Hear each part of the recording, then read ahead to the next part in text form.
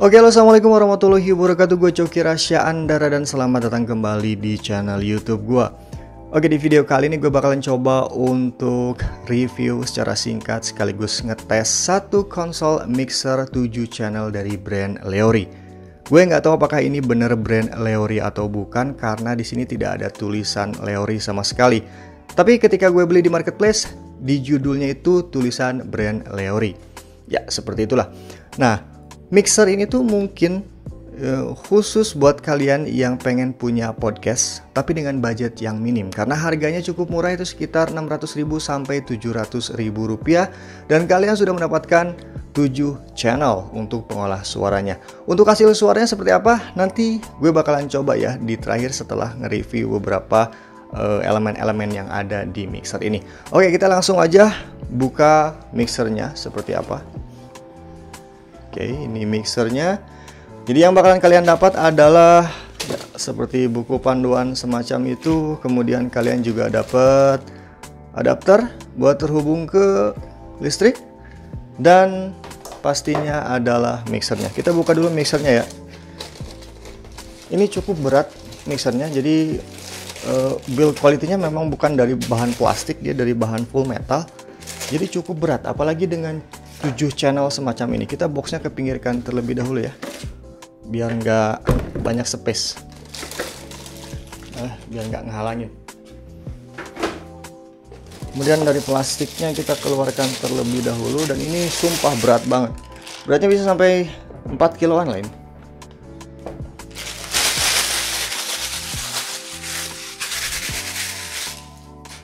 Oke, dan ini adalah mixernya. Di sini kalian dapat adapter juga, jadi untuk dicolokin ke listrik. Kemudian dapat juga semacam kertas spesifikasi di dalamnya, dan pastinya kalian dapat mixer. Ini item yang paling utama ya. Kita coba terlebih dahulu cek di bagian depan, belakang, kanan, kirinya. Oke, untuk bagian sini nih ya.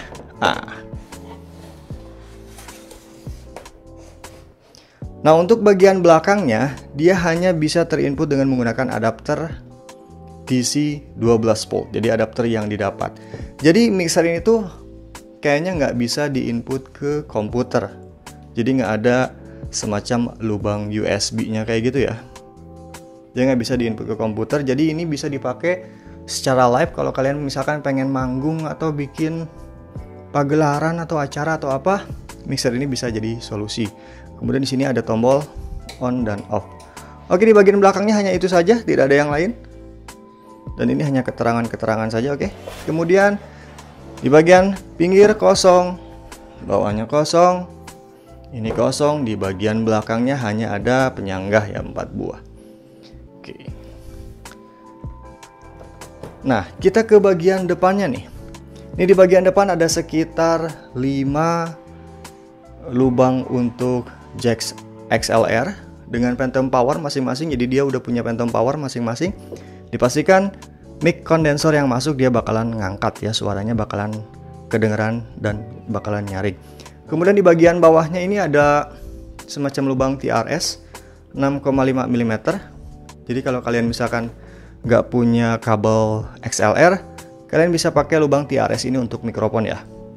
Cuman sayangnya di sini dia cuman single, XLR single tanpa ada TRS di tengahnya ya. Karena kebanyakan mixer itu kayak yang pernah gue review, kayak mixer Scenic 302 kalau nggak salah, dia ada lubang untuk mixer di bagian sininya, di bagian tengahnya. Kemudian di sini ada 2 lagi nih channel mono, dan ini kayaknya kayak channel stereo kayak gitu ya. 2 channel dengan lubang TRS. Jadi misalkan kalau kalian pengen buat podcast, ini bisa jadi solusi ya, karena bisa dipasang lebih dari 2 mikrofon. Nah, kemudian di bagian pinggirnya di sini ada semacam koneksi untuk Bluetooth. Jadi kalau kalian pengen karaoke tapi ngambil -1-nya dari YouTube, dari smartphone kalian bisa Bluetooth-kan ini ke mixer. Jadi nanti langsung terkoneksi.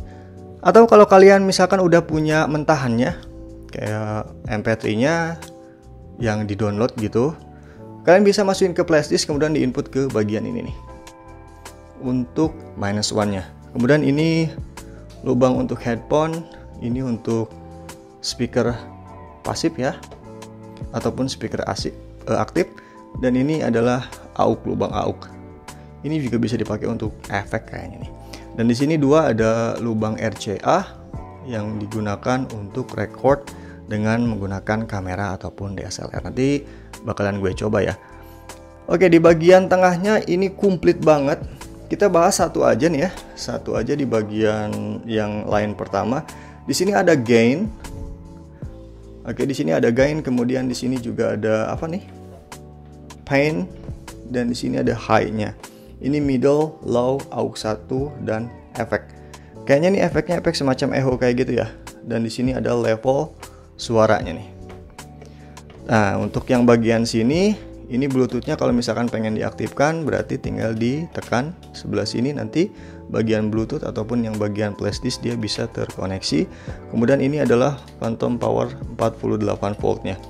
Jadi dipastikan kalau kalian input mic ke bagian sini nih, bagian XLR, phantom powernya dinyalain biar suara mic-nya jadi powerful. Oke, ini adalah main mic-nya level secara keseluruhan. Jadi nanti diaturnya di sini. Kemudian ini ada level efek, level AUX, level headphone. Kemudian ini semacam delay dan apa nih? Sama kayak recording. Bukan rap. Ya. Delay dan rap. Oke, dan itu saja sih untuk reviewnya. Jadi elemen-elemen yang ada di mixer ini hampir sama seperti kebanyakan mixer, tapi yang paling penting adalah hasil suaranya seperti apa. Dan gue bakalan coba dengan menggunakan mikrofon yang harganya cukup murah, diinput langsung ke smartphone untuk media recordingnya. Untuk hasil suaranya, so mari kita dengar. Jelek. Oke, dan kali ini gue udah coba untuk terhubung dengan mixer Leory 7 channel ini, dan ini adalah mikrofon BM800 yang dihubungkan ke mixer ini ya. Untuk hasil suaranya ya bisa kalian dengar sendiri. Di sini gainnya juga nggak besar banget gue putar. Di gainnya di angka 11. Kemudian untuk pennya di tengah, high-nya cuman gue besarin ke angka 3 jadi biar agak sedikit lebih besar. Untuk middle di angka 12. Low-nya di angka 12, dan AUX karena gue nggak pakai AUX, jadi AUX-nya di angka 7 ya, di angka 0. Kemudian ada efeknya juga, tes 1, efeknya di sini nih. Tes. Jadi ada efeknya juga yang bisa kalian fungsiin di bagian main mix ini ya. Tapi kalau misalkan di sini sama aja ya. Cuman main mix-nya memang harus dibesarkan. Noise-nya cukup lumayan gede kalau menurut gua ya. Di sini masuk banget nih lewat headphone. Gue nggak tahu apakah ini benar mixernya yang seperti ini ataukah ini di mikrofonnya dengan noise seperti ini. Kita coba gainnya besarin ya. Nah, kalau gainnya dibesarin, noise-nya jadi semakin besar. Kalau di headphone kedengeran, tapi nggak tahu nih untuk hasil recording atau ya hasilnya apakah masih noise atau tidak. Tapi yang jelas kalau masuk ke headphone itu suaranya kedengeran gede banget. Kita besarin low-nya, kemudian middle-nya kita besarin. Gain-nya kita agak kecilin ya. Middle-nya besarin, gain-nya kecilin biar noise-nya tidak terlalu besar. Oke. Dan ini adalah hasil suaranya. Jadi kalau kalian main mixer, harus pintar-pintar mengolah apa yang ada di mainboard ini. Kalau misalkan nggak seperti itu, ya otomatis suara noise-nya juga pasti besar. Nah, kalau misalkan kalian pengen podcast, kalian tinggal input aja nih di bagian phantom power di bagian XLR yang kedua, yang ketiga, yang keempat ataupun yang kelima. Cuman untuk ngebagi headphone-nya, paling nanti kalian pakai splitter yang 5 port itu ya untuk ngebagi headphone. Tapi pakai lagi converter atau converter TRS agar bisa terhubung ke headphone ini ya. Karena di sini lubang headphone-nya itu lubang TRS 6,5 mm. Ya, yang kecil juga sama TRS, cuman dia ukurannya 3,5 mm. Oke, dan ini adalah hasilnya. Dan apakah noise atau tidak di hasil recording? Nanti kita bakalan coba untuk tes di sini. Ini reviewnya nggak terlalu detail, jadi ya langsung gua buka, gua cek elemennya, kemudian gua cek langsung hasil suaranya, dan ini tanpa editing sedikit pun. Oke, dan itu adalah hasil suaranya dari mixer Leory 7 channel dengan menggunakan mikrofon BM800, dan noise-nya cukup lumayan besar. Ini gainnya gue besarin ya.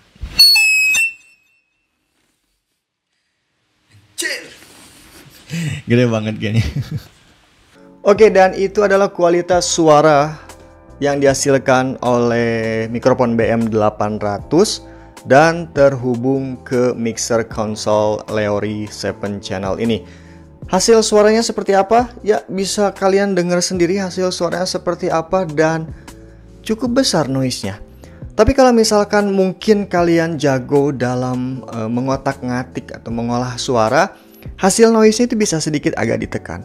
Apalagi kalau misalkan mikrofonnya mikrofon kondenser yang real kondenser dengan harga yang di atas 1 juta, mungkin dengan menggunakan mixer konsol semacam ini dengan harga yang cukup murah, bisa menahan noise yang tidak terlalu besar. Tapi ya tadi gue kasih contoh dengan menggunakan mikrofon BM800 dan hasil noise-nya, hasil suara dan noise-nya semacam itu.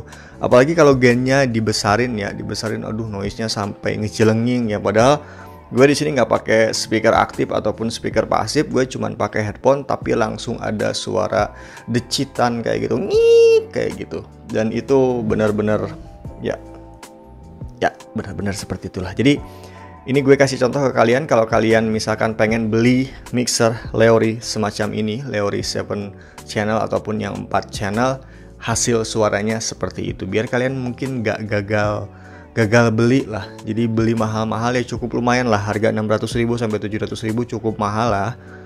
Terus ketika dipakai hasil suaranya seperti itu. Tapi misalkan kalau kalian ya budgetnya pas-pasan, kemudian pengen bikin podcast dengan budget yang gak terlalu besar dan bisa mengotak-ngatik hasil suara dari mixer itu sendiri, ya kalian bisa beli mixer semacam ini.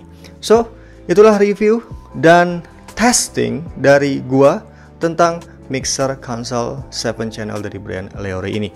Semoga ini bermanfaat buat kalian. Jika kalian suka, silahkan di like videonya. Kalau kalian gak suka, di dislike aja. Kalau mau subscribe silahkan, kalau enggak ya nggak apa-apa. Gue Coki Rasyandara. Assalamualaikum warahmatullahi wabarakatuh, and sayonara. Peace.